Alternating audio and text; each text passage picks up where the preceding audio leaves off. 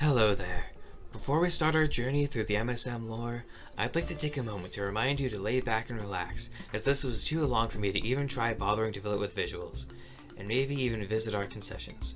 As this is a very big script for me, and this is only the second video I've ever done with my voice, please do not expect perfection.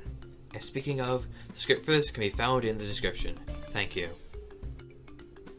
Chapter 1. Monster Prehistory. The Multiverse. The multiverse consists of many universes such as Thingia, the Thumpyverse, the Human World, the Spectral Realm, and the Monster World.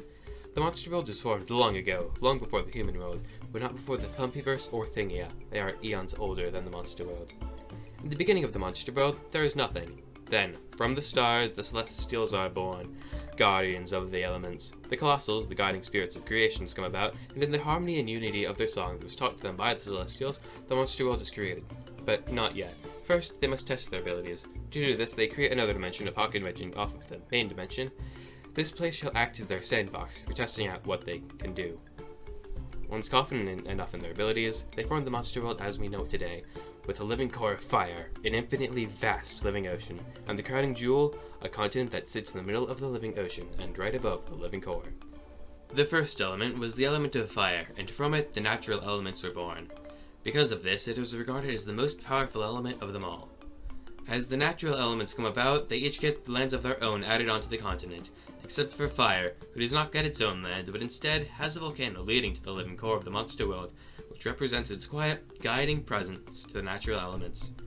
Through the combined efforts of the Colossal Song, the first monsters came to be and began to populate the Monster World. You may suspect that we jumped directly into the Dawn of Fire, but before that, there was a much simpler time, a time before monsters first sang together in unity. In this time, monsters evolved, adapting to their environments. Several breeds of monsters who share each other's likeness had co-evolved together, giving rise to the first monster families. Pummels could swim without need for their planting membranes. One particular peculiar breed began to develop a different non-lung way of breathing. Extraordinary. Chapter 2. The Dawn of Fire. The Dawn of Fire, when monsters decided to band together for the first time. The continent, where young monsters could roam between the different elemental lands.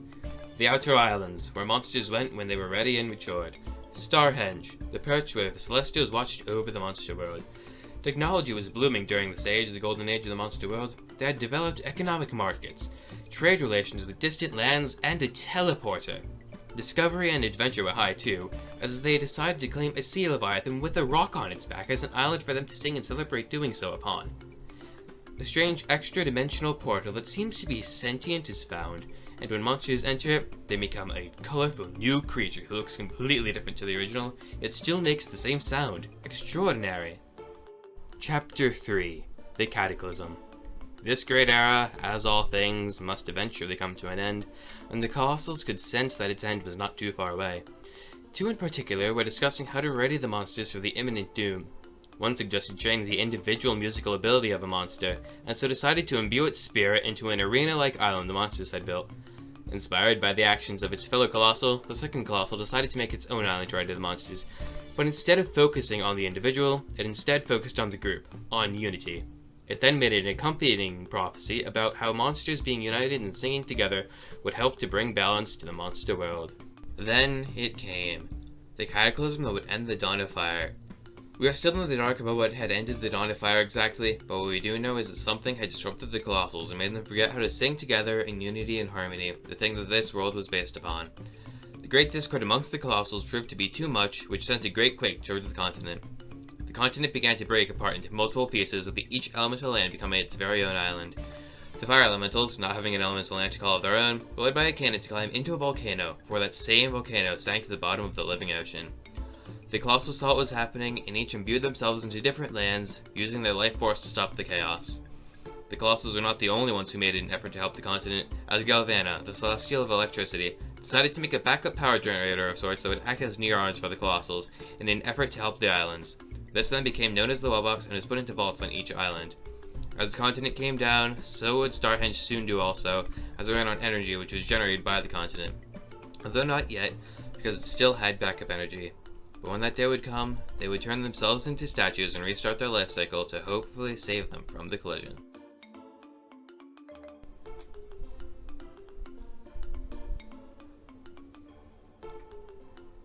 The Great Pause. Nothing happened, and so much nothing happened, that the Great Pause is not comprehensible on a human scale of time. The separation between the element of fire and the other natural elements has caused the element of fire to drift slightly in breeding time and breeding chances, and it had become its very own class. The natural monsters eventually forget about the fire monsters entirely. Sometime after the dawn of fire, the magical elements would be made, with their islands taking the places of the outer islands. Chapter 4. The Contemporary Era. The contemporary monster world. The natural islands, remnants of the continent, are the homes of the natural monsters. Gold Island, a paradise on another plane of existence where natural monsters go when they are ready and matured enough. The monsters decide to go green and switch to mines which are less harmful to the environment, but before they do so, they discover strange vaults containing hundreds of strange boxes and call them the Wobox. When the correct monsters enter into a Wobox, it powers up and joins the population of the islands. It is reported that the interior of the Wobox is very fun, almost like a playground. They discover strange new monsters of the brand new ethereal class, a class hailing from the pocket dimension. Ethereals, although having 5 elements to work with, only have single and double element monsters. It is said that this is because these elements are too out there and strange, so a combination of too many of these elements would be, quite unstable. A new island is discovered on the sea, a region where the monster world borders the human world, and it hosts the brand new legendary element, an element symbolizing human inspiration into the monster world. Here, the Sugar Bush of Plant Island can go and live with its family and sing a tune reminiscent of a real-world human song. The element of fire is still seen in effect in the monster world and the powerful wishing torches that can improve breeding chances. Chapter 5. Curiosity and Discovery. New variants of monsters are seen and are classified as rare monsters. Globes, extra-dimensional beings who provide a stunning light display for the islands, blip into existence with plans for a device to bring more of them to the monster world. It is rumored that they come from the same extra-dimensional portal from the Dawn of Fire. A brand new island is found along the sea, where monsters from all across the lands can come together in unity and harmony and work together. Wonder where I've heard that one before. If the monsters sing together enough, the voices can reach the resonant frequency of amber, shattering a large fossil atop the central tree stump and unveiling the mysterious monster encased inside. Is that A.K.A? Single elemental monster of the element of fire? Yep. This Kana still remembers life back from the Dawn of Fire and tells everyone about it, although the ember has taken quite the toll on his well-being, so its memory is still a bit not there. The Wobox have been a bit more inventive lately, with select specimens traveling to the human world and infusing themselves with guitars, vocoders, record players, and all manners of bass paraphernalia. These specific monsters have also traveled into a human world computer and have taken inspiration from error messages of all things for their song, creating the rare Wobox. Some other specimens have also been seen doing something a bit, how should I put this, inventive. Being the only monster of your element is hard, so the Wobox decided to do something about this. If it couldn't find any friends, it could make them. It decided to carve them out of stone and to use the supernatural element of electricity to zap them to life, using eggs bred on the natural island. It even made its own colossal for it and its creations to roam upon. Yeah. This robot is quite eccentric. It even decided to take up residence in the pocket dimension. New monsters living in burrows appear atop the natural islands. These are known as the Dipsters. These monsters are timid and they are afraid of the light, so they only pop up every now and then. An alternate timeline is found where some items from the Dawn of Fire were not destroyed by the cataclysm, such as an old teleporter. This is known as the Mirror Timeline or the Mirror Dimension and is home to the Mirror Islands, alternate versions of the natural islands. A new island is found along the sea, an island where humans are free to compose whatever they wish, their very own melodies for the monsters to sing. Strange, new legendary monsters who can somehow speak English begin to pop up on the natural islands, giving lyrics to their songs. These monsters are known as the Weirdos. Dipsters continue their expansion by popping up in the pocket dimension. Chapter 6. Rediscovery. Crash! Starhenge crash lands onto a random colossal in the near middle of nowhere.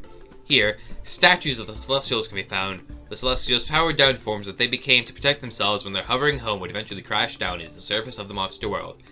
They can be awoken with the power of electricity by zapping eggs from the natural islands, albeit they are children now. A new variant of monster, Epics, have been discovered by Dr. Warden E. Spirit. Kano from the continent resurfaces. The Kano on Tribal Island leads a band of monsters down through a cave system where they learn the truth of what had happened at the end of the Dawn of Fire, yet still not what had caused it. They continue onward through the caves and find Firehaven, an island where the element of fire had been hiding away ever since the end of the Dawn of Fire. The fire monsters, now being a re-established class in the monster world, wish to expand to have an island on the surface like everyone else. They tried searching for the outer islands, but yet found nothing. So they made an island for themselves out of blown glass and called it Fire Oasis. All fire monsters now had 2 islands of choice to live upon. New island skins are being found that can change up the look of your natural islands while also giving them some decent effect boosters. These island skins are new beasts known as Titans. One of them, the Glover Lagoon, seems to be the same Leviathan under that one island from the Dawn of Fire. So what exactly are Titans? Titans are like Colossals in the fact that they are island-sized, but they differ in the fact that they are not spirits. Titans are large creatures such as the Glubber of Water Island skin being a giant catfish, and the Giga Chief of the Air Island skin being a giant owl. So, they're sort of the megafauna of this world. Somewhere in the monster world, among the shadows and the stories, the new mythical monsters make their appearances on Planetary Island, and they bring some of their favorite decorations with them. At the same time, some adventuring fire monsters who wants to go further and further up out of their caves go stellar when they form the new fire frontier. Only having 3 elements, they send out requests for reinforcements. Which element was to come? Gold, earth, or air? Chapter 7, The Magical Saga. Get trolled! Turns out it was the element of Psychic winning this competition all along. The new magical class has finally been uncovered. They tell us that this island is in the spot of an island from ancient times that suddenly blipped out of existence. Could it be that Psychic Island is really in this place of Space Island? Dipsters somehow tunnel through the waxy fire haven and the glass-blown fire oasis, and they bring their dirt with them. High above the clouds, the next magical island, Fairy Island, home to the fairy elementals, is discovered by a Baba-Yog tower. That's right, a decoration discovered Fairy Island while a certain fire monster was sleeping on it. Could this have been the location of Cloud Island? Deep underground, deeper than ever thought possible, the next magical island, Bone Island, is discovered by a Stog who chased a bone down a totally not suspicious hole in Firehaven. This new island is covered in various sized bones and crystals. Could this be where Cave Island was? Large deposits of ancient crystals that were once found all over the continent back during the Dawn of Fire are found and are used to build new castles for the growing populations of the natural islands. The ancient Colosseum rises up out of the ocean depths. The monsters make a boat to sail out to it, which takes about a month to do, despite it being totally visible from Earth Island. On this island, monsters can battle each other to level up their individual singing abilities. I sure do wonder where I saw that one before. The final magical island, Light Island, is discovered when a sponge blows some candles too hard, sending a huge gust of wind towards Firehaven, which blows out all the candles that have been lit for who knows how long, leaving the fire monsters in total darkness. One by one, week after week, each new light elemental comes out from the darkness. This island, much like Party Island, is nomadic completely and moves constantly, having no one stable location. It is also said that this island is quite extra-dimensional and comes from a place similar to that of the globe's home realm.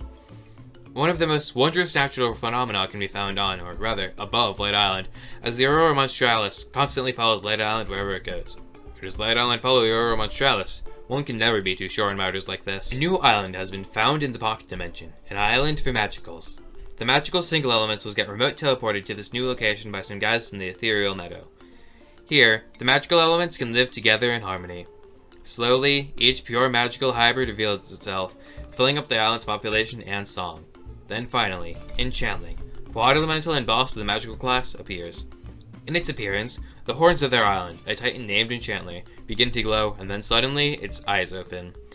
It is rumored that these two beings share a link, possibly that the Enchantling is the younger, more diminutive form of the great titan Enchantler. If a monster turning into a titan seems strange, then a titan turning into a colossal would seem even stranger. Enchantler, titan of the magical sanctum, wanted to ascend to become a colossal, but upon realizing how impossible or near impossible this task was, it fled to the Pocket Dimension. Wanting its very own family for itself, it decided to take in the magical monsters and give them a home. Being in the Pocket Dimension can take quite the toll on monster though, so it seems to have developed some strange growths out of its skin as a side effect of exposure. Chapter 8, Post-Magical.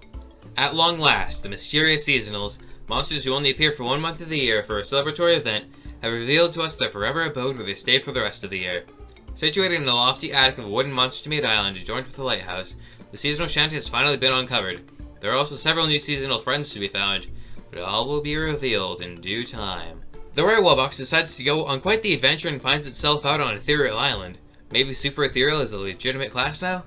Finally, after so long, the Epic Wellbox has finally been revealed. Epic Wellbox appear after select Wellbox are left to ferment, as they say, in the deeper vaults, developing a link with the Colossal and the Island's element in both its look and sound, being different from island to island. And that's where we are today. So, after doing all that recording, I decided that there should be a few images. I'm just going to put those at the end here right now. Bye.